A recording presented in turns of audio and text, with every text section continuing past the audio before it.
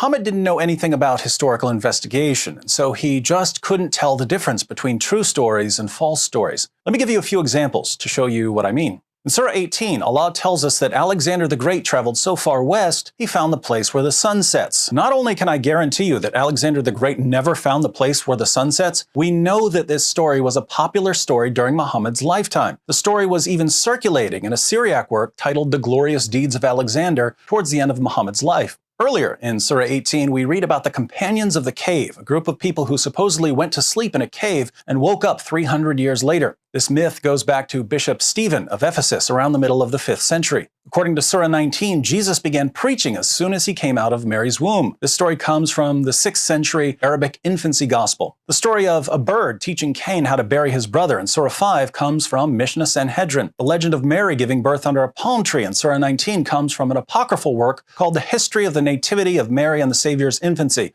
written in the early 600s. The account of Jesus giving life to clay birds in Surah 5 comes from a 2nd century work called the Infancy Gospel of Thomas. It seems that Muhammad simply took the stories that were popular during his lifetime, gave them an Islamic twist, and included them in the Quran.